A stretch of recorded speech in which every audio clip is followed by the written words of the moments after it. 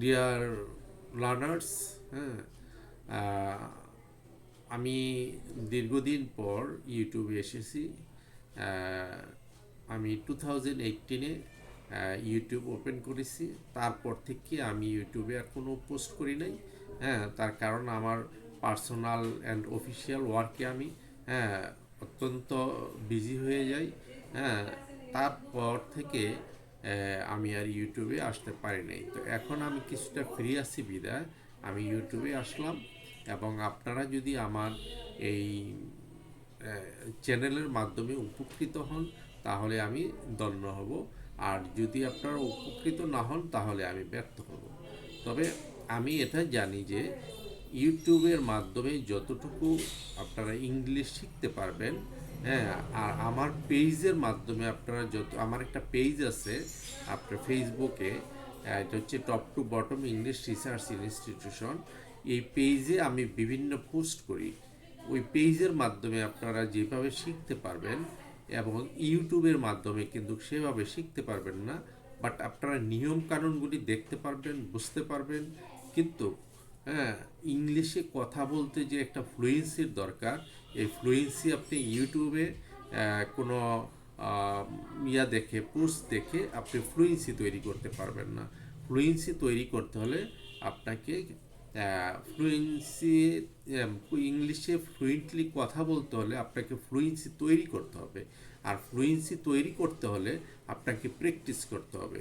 এখানে ইউটিউবে কিন্তু প্র্যাকটিস করার কোনো অপশন নাই। হ্যাঁ, প্র্যাকটিস করার কোনো অপশন নাই। এখানে যদি আমরা কিছু সেন্টেন্স লিখে দেই, অর্থাৎ বিভিন্ন যারা ইউটিউবার আছে তারা কিছু সেন্টেন্স লিখে দেয়, এই আপনাদের কাছে এই সেন্টেন্সগুলি খুব ইম্পর্টেন্ট মনে হয় যে হ্যাঁ আমি তো এই সেন্টেন্সটা বলি। হ্যাঁ, আপনারা এই সেন্টেন্সগুলি মুখস্থ করে নেন। অ্যাকচুয়ালি যখন আপনারা কথা বলতে, যেখানে কথা বলার প্রয়োজন সেখানে কথা বলতে আর পারেন না। যখন আপনারা কথা বলতে না পারেন তখন আপনাদের এই ইংরেজি শিখে কোনো লাভ হবে না।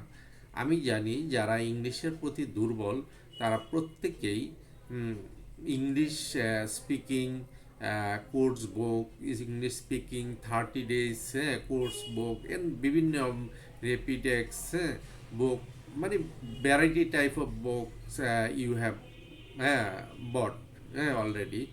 বাট আপনারা কি ওই বই দেখে ইংরেজিতে কথা বলতে পারছেন? পারছেন না। I am sure that you could not speak in English sing this book or any sentences. হ্যাঁ, অ্যান্ড ফর দিস রিজন আমি যেটা আপনাদের আজকে আমি কোনো লেসন দেব না এবং আপনাদেরকে পড়াবো না। আমি শুধু খালি আপনাদের আজকে একটু উপদেশ দেব। আমি পরবর্তী ক্লাসে আপনাদেরকে লেসন দেব এবং এই লেসনের মাধ্যমে মিনিমাম আপনারা উপকৃত হবেন। আই এম শিওর দ্যাট আপনারা মিনিমাম উপকৃত হবেন। তবে আপনারা ইংলিশ শেখার জন্য আশা করি যে আমি যা দেখাবো তা ইংরেজি আপনারা শিখতে পারবেন।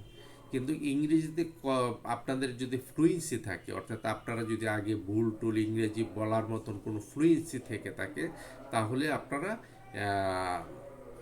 ওই মানে এটা জেনে ইংরেজিতে মানে পারফেক্টলি কারেক্টলি ইংরেজিতে কথা বলতে পারবেন। আর যদি ফ্লুয়েন্সি না থাকে তাহলে আপনারা ইংলিশে কথা বলতে পারবেন না। বাট হ্যাঁ, ইউ উইল নো প্রপারলি, হ্যাঁ, that you will see various type of sentence. But I have decided the all grammatical. There is no. At first, you have to speak in English. Then you will be able to you will be able to learn grammar. Eh? Grammar is not important to speak in English. At first, important speaking and writing. If you can speak in English properly, you will be able to write properly. আর if you cannot speak properly, you will not be able to write properly. আমার শিক্ষা ব্যবস্থা যেটা, এটা হচ্ছে যে একজন লোক আর যে বর্তমানে যে আপনাদের ব্রেইন আছে সেই ব্রেইনটা হচ্ছে বাংলায় ইনস্টল করা, ডাউনলোড করা, ইনস্টল ইনস্টল করা। কিন্তু এই আপনারা যখন কোনো জিনিস চিন্তা করেন বা কোনো টপিকস বলতে যান কোনো অডিয়েন্সে, তখন কিন্তু আপনারা মানে ইংলিশটা দুই তিনটা সেন্টেন্স বলেই, হ্যাঁ, তারপরে আপনারা বাংলাতে চলে যান। তার কারণ আপনার ফ্লুয়েন্সি নাই, আপনার ব্রেইন এটা সেফ নাই।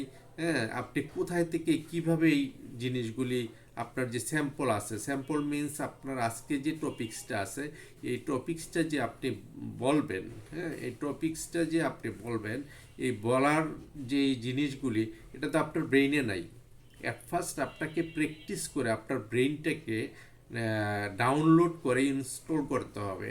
ইনস্টল করে তখন আপনার ব্রেইনে এই ইংলিশ চলে যাবে, হ্যাঁ, ইনস্টেড অফ বেঙ্গলি। বেঙ্গলির পরিবর্তে এটা ইংলিশ চলে যাবে। যখন আপনি কোনো কিছু বলতে যাবেন, তখন ব্রেইন, হ্যাঁ, মানে উইল ট্রান্সলেট দিস, হ্যাঁ, then your mouth will be like printer, and when you need to say something, your brain will deliver and you will be able to speak in English. But if there is no any lesson in your brain, you will not be able to speak in English. Means you will be able to some sentences, but you don't know is it right or wrong. For this reason, if you have to know who is the right and who is the wrong, then you will be confident, and then you will be able to speak in English perfectly. So for this reason I would like to say, if you follow my advice, I think you will be able to speak in English. And you, I think you saw my ID on Facebook, and also you saw my page, on Facebook. For this reason, you know about me. And from today, I will try to give you lesson every day. And if you follow this, then you will be able to learn. But I am not sure you will be able to speak in English. But if you want to speak in English, you have to practice them. But I will give you some rules and regulation, and I will give you who is the do verb, be verb, have verb, and then you will be able to learn perfectly. But if you have fluency, if you practice my lesson, then you will be able to speak properly. Or if you don't practice, if you only know this matter, know this lesson, but you will not be able to speak in English. I advise you, there are some people advise you, then if you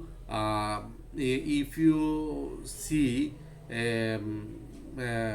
English movie, and English news, and if you speak right or wrong with someone, you will be able to speak in English.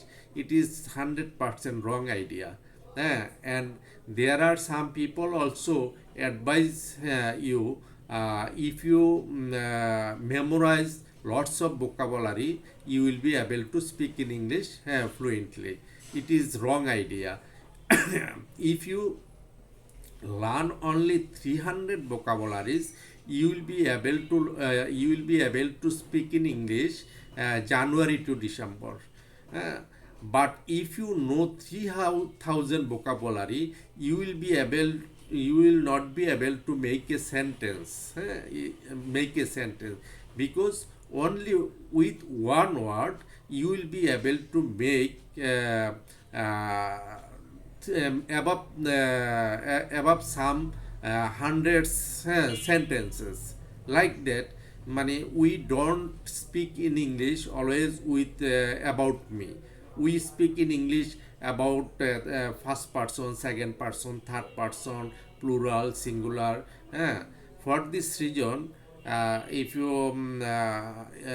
you make a sentence such as a come, if you take a come, with a person with a person 30 sentences affirmative and negative 30 sentences with a person means 60 sentences affirmative and negative, and if you include the 10 sentences it will be 30, it will be 6600 money 6000 6,000 sentences. Uh, but uh, mm, uh, but if you include this cushion, there are some cushion, then it will be some thousands. So for this reason, you have to know how to make sentence, how to make cushion, and how to make affirmative, negative sentences. Then you will be able to speak in English. Another things, আমরা কিন্তু খুব বেশি word ব্যবহার করি না প্রতিদিন।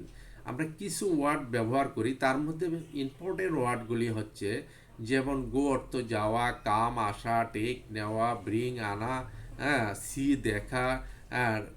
C দেখা, gift দেওয়া।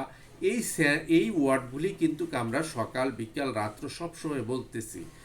কখনো অ্যাফার্মেটিভ, কখনো নেগেটিভ, কখনো পাস্ট, কখনো প্রেজেন্ট, কখনো ফিউচার, কখনো using others vocabulary and with other sentence. And but if you know these some sentences, you will be able to speak in English morning to night. I am sure that if you follow my advice, if you follow my lesson. Please, I will not enlarge the time today. Please, from next day, I will try to make a lesson, and I will show you some lesson. And if you practice this, if you practice this, then you will be able to speak in English. If you don't practice this, you will not be able to speak in English.